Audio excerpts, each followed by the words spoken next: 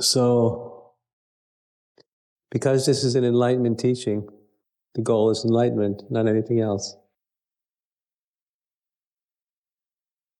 That's the destination, that's the goal, that's the point of concentration and attention all the time, is the potential for liberation from anything other than the true self, the authentic self. Everything else is irrelevant in this context, in the end. No matter how fascinating any of these other parts of ourselves can be, in this teaching, all we care about is our capacity for total liberation, which is absolute freedom at the level of the self. So we don't want to get stuck anywhere else. Most people do. So these holonic engagements, not really discussion groups, for them to really be what they can be, which is a source of active liberation. The ego's got to die in everybody who's participating for a few minutes. So I think in spite of everybody, in spite of the conscious and unconscious resistance on the day before yesterday, so that was happening to a small degree in a lot of the groups, because nobody was prepared for what was going to happen. So last night, most of your groups were good, because most people were participating, and you were speaking about these distinctions in an interesting, curious way. So they were all very good. But they were more, when they were good, they were more about what we call the positive ego having a dialogue than the authentic self finding its way. This is the main point I wanted to make for this morning.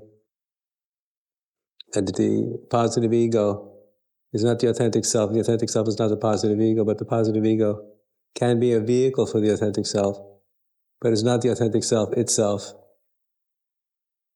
So awakening to authentic self in the context of the positive ego is a step along the way in this journey.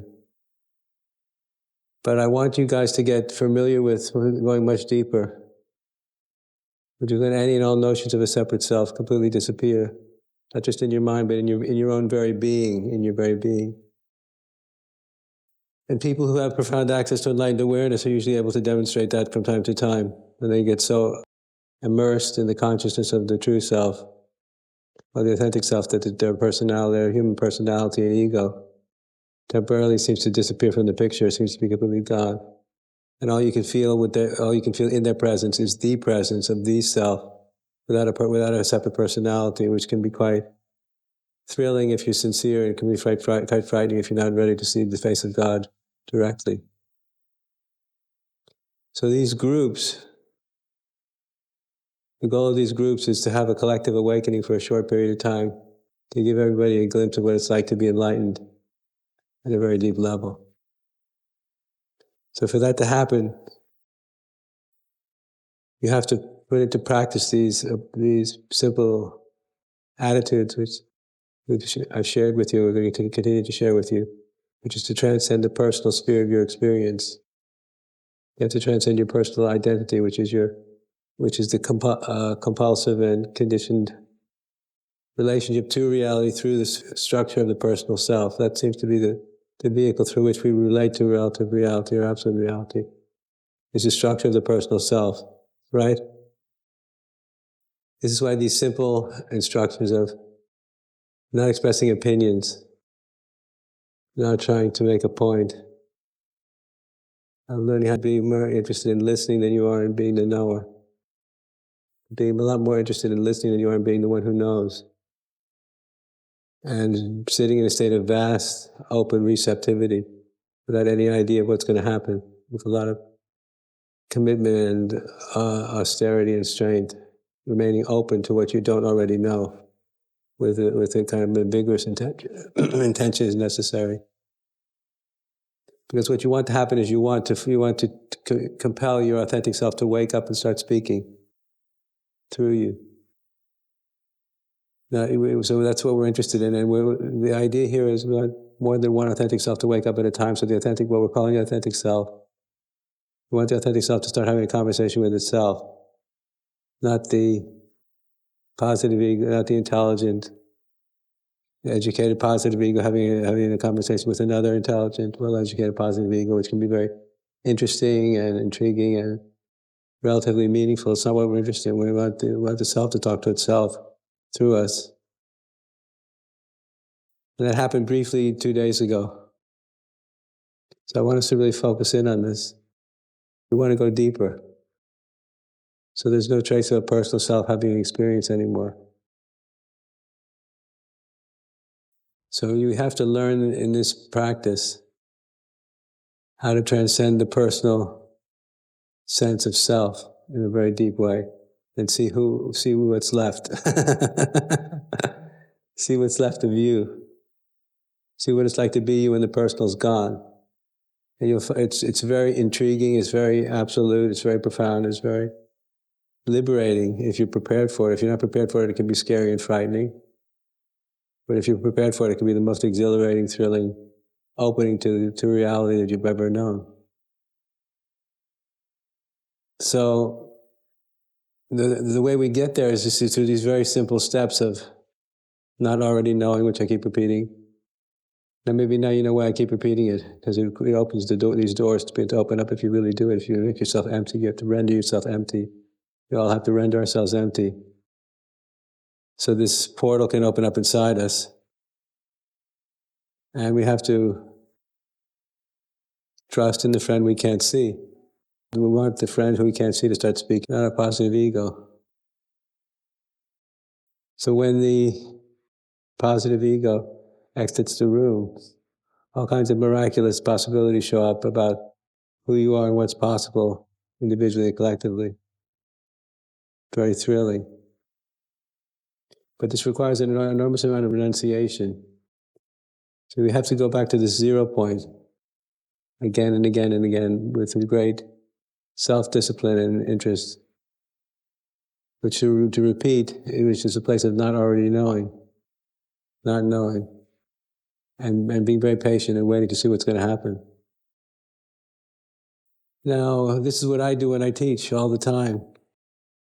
In the first few minutes of the talks, I go in and out of positive ego and authentic self. I go back and forth until I start resting. The authentic self usually takes a couple of minutes. And then when that happens, everybody starts getting very concentrated, very focused. Not as much because of what I'm saying, but from where I'm speaking from. It has a particular sound quality, it has a particular tone, has a particular vibration which awakens us all to non-duality at the same time. That's exactly what I'm talking about. It's the mind of the Buddha, it's the mind of the Guru, it's the voice of the true self, it's the source of the authentic self. In this work we're doing, that's the goal. There's a lot of other interesting stations along the way which have all kinds of information for us to learn from about being human. But because we're in enlightenment school, we don't care about any of those. We just want the true self, the authentic self in all its liberating glory. So we're not interested in any other possibility.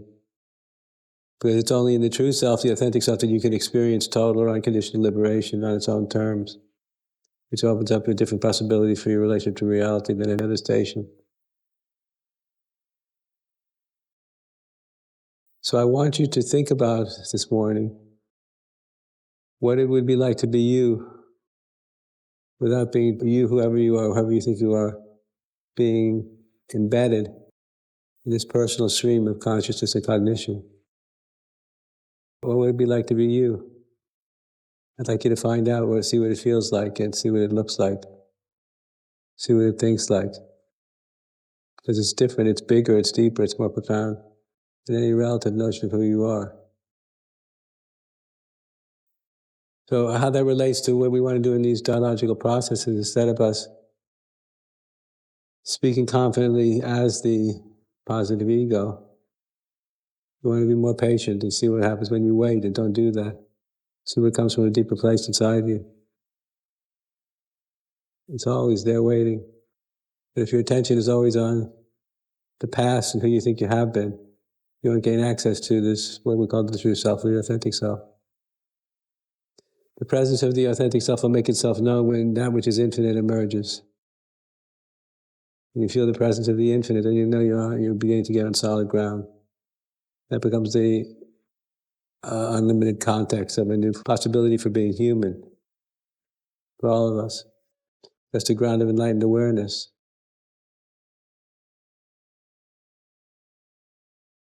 Now what this feels like is it feels like having the rug pulled out from under your feet. There's a sense of profound expansion, infinite expansion, but there's simultaneously the sense is, I don't know who I am anymore. Profound expansion with night, I don't know what it means to be me anymore. This is unfamiliar territory, but it feels very deep. And we could say that it's not personal, it's like super personal. It's 100,000 times more personal than the personal is, but it's not personal anymore. Super transpersonal dimension of reality is infinitely more personal from a certain point of view than your ego is. But your ego is relative and the super personal self is infinite.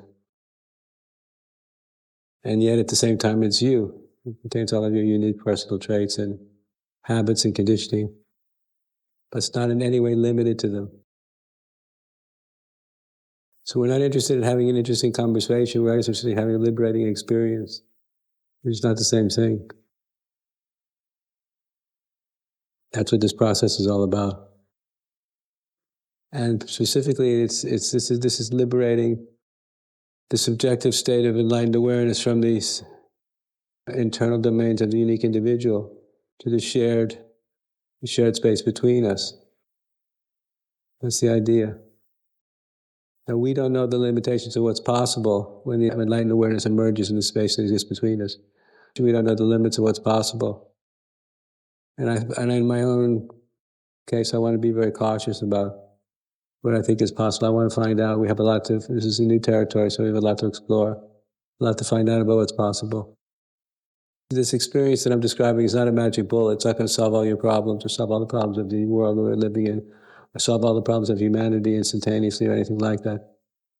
But it's a new emerging aspect or expression of enlightened awareness that has a lot of interesting potential in it.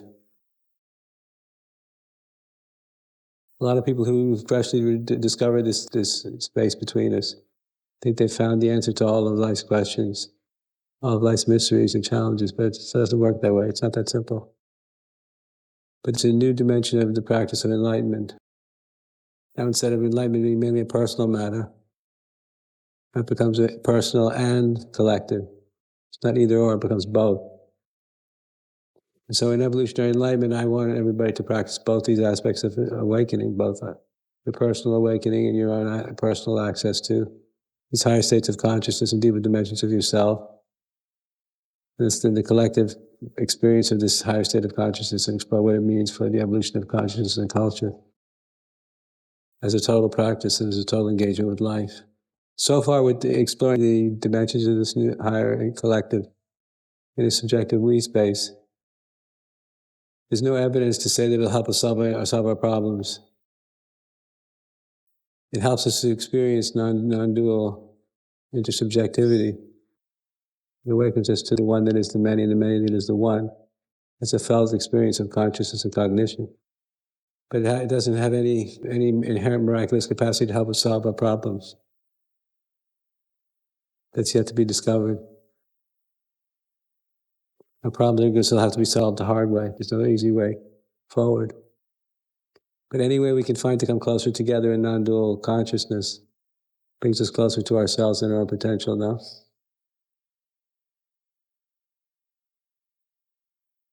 So the more we do these kinds of practices, the more we have these kinds of experiences, they can make us, as Ken said, accident prone to do all kinds of new possibilities. So if you can learn how to put this dialogical process into practice, and you get very good at it, in theory you're going to know how to keep your ego in check. Because you're proving it through your ability to perform egolessly under pressure. Because you enter into this kind of process, you're putting yourself under a certain degree of stress.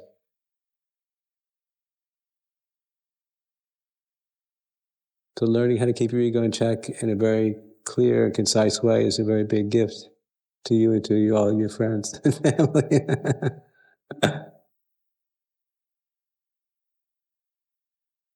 Keeping your ego in check is not, most people think keeping your ego in check is learning how not to be egoically reactive to adversity or to perceived real or unreal threats, your persona. So I'm not talking about that, that's part of it, but that's not the main part.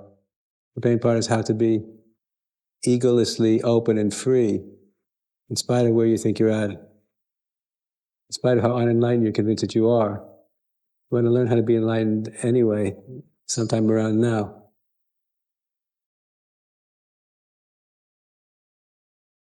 And the practice of this dialogical process gives you an opportunity to have that kind of experience. What it's like to be you in all your imperfection, to be enlightened now, in the presence of other people. You get to compare that state of consciousness with your ordinary state of consciousness and see which you prefer.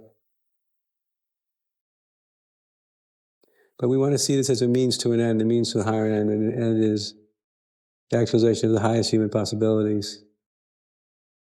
You see what I'm speaking right now? I'm not speaking personally about anything, am I? I'm demonstrating what I'm talking about. I'm not self-referencing, not speaking personally. It's not about me. I'm speaking about all of us.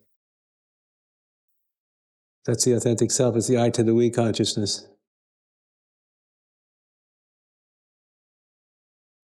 So suddenly me and my personal story become irrelevant, right? And because I'm talking about all of this from the deepest part of myself, what I'm saying becomes compelling, metaphysically compelling, whether you're familiar with the Dharma I'm speaking about or not. It's the place I'm coming from, and it's the place I'm speaking from. It becomes meaningful because I'm speaking from the deepest part of myself, which is the deepest part of yourself. And it's in all of us. It exists as a potential in all of us.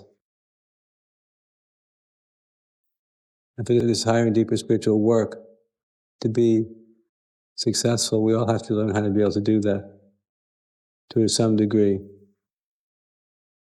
You need to liberate your authentic self so you can participate more deeply in life as other people to give rise to these utopian possibilities. If you can do that enough times, you can start to destroy your cynical, doubting ego. Because for a lot of you, your ego doubts you're capable of doing this. So you don't really believe in yourself, you don't believe you can do this. So you need to work on your positive ego.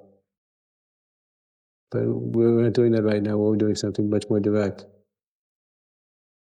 And if you can have this experience of a total awakening, even for a few minutes regularly, you can destroy these deeply destructive and corrosive convictions of your negative ego that are slowing you down.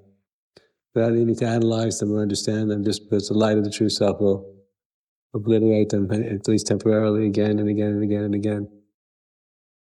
And as I've been saying over and over again, if you have that experience repeatedly, you start to believe it. And when you start to believe it, you will heal will be healing from samsara and from trauma and from suffering and from everything else, if you let it go deep enough into you. I just want this distinction I'm making to be heard. I know you've heard me repeat these things all over and over again, but I feel it's necessary. When I speak about people, not speaking personally, people don't know how to do it. What is he talking about? But I'm doing it now. So everybody can do this.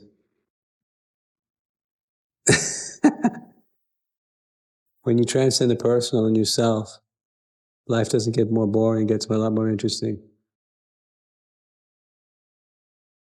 The ego is so narcissistic, you can't imagine. The world would be so boring without me. Wrong. It gets much more interesting, much more compelling, much more vast and deep. Let's be spiritually ambitious. Because if you can do that, it'll give you, whoever you think you are, a lot of spiritual self-confidence. And then you'll know that you can do it as an I, and we can do it as a we. It's important to understand that if the Enlightenment project, which has been going on for about 4,000 or 5,000 years, is going to succeed, or is going to continue to evolve and continue to succeed in its own context, you, whoever you think you are, in this work, and we have to be able to succeed. Every time we try to do this, we have to succeed to prove that everything that we believe in our deepest heart of hearts is actually true. So if we fail, the Enlightenment Project fails, and if we succeed, the Enlightenment Project succeeds. So we have to succeed in order to continue to have access to our own super self-confidence, spiritual super self-confidence. So you have to succeed. We have to succeed. And in the end, you have to succeed even if other people fail. You've got to succeed because this is about the universe and you. I'm fond of saying that if you want to be free more than anything else, no one in the universe can stop you. And I've believed that my whole adult life, and I continue to believe that if you're convinced you're going to do this, no matter what it takes, nobody can stop you, nobody can block you. Even if they try, they won't be able to do it. I think seeds are like success. The success is important to convince you at the deepest level of your being that this is possible. You have to be metaphysically, existentially, experientially convinced that this is real, this is possible, and you have to be convinced again and again and again and again. You have to become a master who succeeds most of the time. Because as I explained to you, as my guru explained to me, doubt destroys enlightenment. So for some of you, that might be in the form of self-doubt, small self-doubt, ego self-doubt. And it might be doubt in the Enlightenment Project itself. But whether it's doubt in the Enlightenment Project itself or doubt about your own capacity to do this, doubt destroys liberation. As I'm fond of repeating, my guru said to me many times, and I always repeat it because it's very thrilling for me every time I say it, that he said the difference between enlightenment and non-enlightenment is doubt, the absence of doubt about the thing itself. So the only way to be able to sustain doubtlessness is by succeeding most of the time. If you talk about this stuff but you can't do it, what you're saying has no meaning. Just New Age fluff. But if you can walk your talk and you can do it for real, then life gets very interesting and the Enlightenment Project comes alive. Big time. So be tough, as I said yesterday, be resilient and tough and strong in your intention. And be committed to succeed for the sake of the evolution of the interior of the cosmos. Make sure it happens. And spirit comes alive. You become a secret agent. So this is like putting yourself on the spot voluntarily. Add to each other's creative force by surrendering to the process and engaging with it more deliberately, more fearlessly. If we start making this personal, we're never going to reach the goal. Because I'm a little bit different than you are, and I'm a man, you're a woman, you're Indian, I'm American. You like music I don't understand, I like music you don't understand. All kinds of relative differences. It's an ocean of difference between us. You don't want to get trapped in all that. Unself-conscious, creative freedom at the level of mind, at the beginning, in emotion. Unself-conscious freedom. So if you're unself-consciously free, you're not thinking, you're reacting. I wanted to be a drummer when I was a kid, jazz drummer. So Vinnie Colaiuta is considered to be the greatest jazz drummer in the planet. He's considered to be the best. He's very intelligent. So he says, if you're an improvising musician, he said, thinking is death. So what I like about that statement is it's so absolute. Not a little thinking is good here, a little thinking is good there. So it says thinking is death.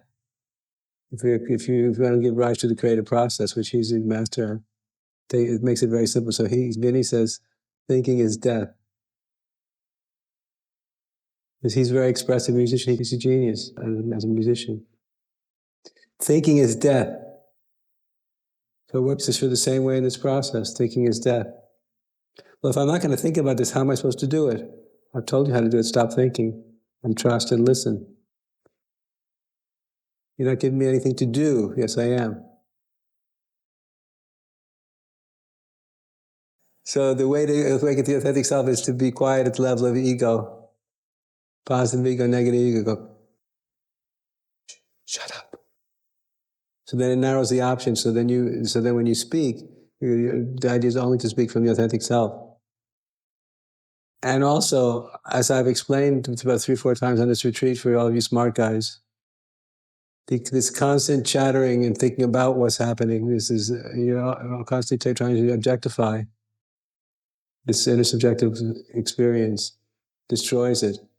Because you're thinking about it, you're being wherever playing the wise professor, talking about the thing. But when you talk about it, you push it away. With your mind, you push it away. Thinking is death. So you get smart guys get together to talk about an interesting experience. They can entertain themselves and think, aren't we clever? Look how many perspectives we can take on this one event. It's an intellectual exercise. It's an intellectual exercise of ego, but it doesn't help us awaken to the thing itself. Constantly trying to objectify, constantly trying to objectify. Helps us in limited context, but not every context, especially not this one. It'll destroy the experience of freedom itself, the direct gnosis of spiritual depth. Do you want to understand this or do you want to experience it? Who feels nervous? It's your fucking ego, man. Does your authentic self and true self care about silence? The ego is a little intimidated. Right? I'm having fun. Just playing a game. Don't take it personally. It's your ego. It's your ego getting nervous. Does it matter? If our ego gets nervous about eating at a table full of beautiful people, does it matter? Because we're trying to go deeper and deeper, and the way to go deeper and deeper is to limit our sphere of our thinking. Does that make sense? It really makes a difference. If you spend all the time between our sessions talking about mundane things, it would take away from the focused intensity of what we're doing. But for the ego, this is very challenging for everybody. So when your ego gets unhappy, then you start feeling uncomfortable. But not necessarily because something is wrong. When things go right, the ego can get very uncomfortable. There's no room for me to breathe. I'm going to die. People are afraid of me, and I'm a nice guy. This is how I am all the time. I don't have two personalities. I have one personality, but I scare the shit out of people. I don't know what I do or what I say. You gotten a good dose of Andrew over the last 10 days. That's me. I don't find myself very scary. But it's what I represent. What I represent is egoless consciousness. And I have a lot of friends in town here who are all interested in enlightenment. And they love to hang out with me as a friend, but they're afraid of me as a teacher. I never said anything offensive or frightening to them. They really like me. They hug me. They kiss me. They're very adoring and kind and affectionate. But they don't really want to have anything to do with who I really am and what I really do. But they respect me, but they're scared to death.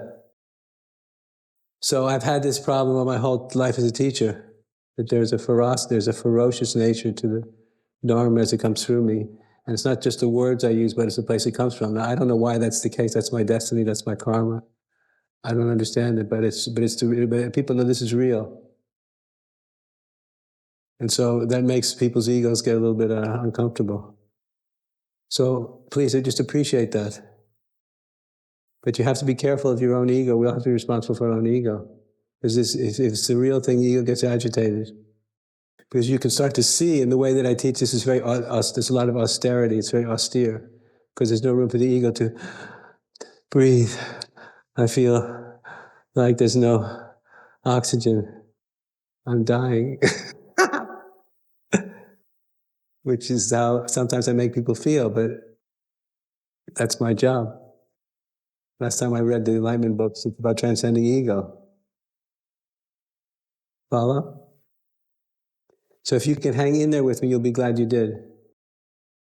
In the past, when I used to teach very big retreats, within the first 3 days, people would just leave. I said, what happened? I didn't say anything yet. I just giving my teaching.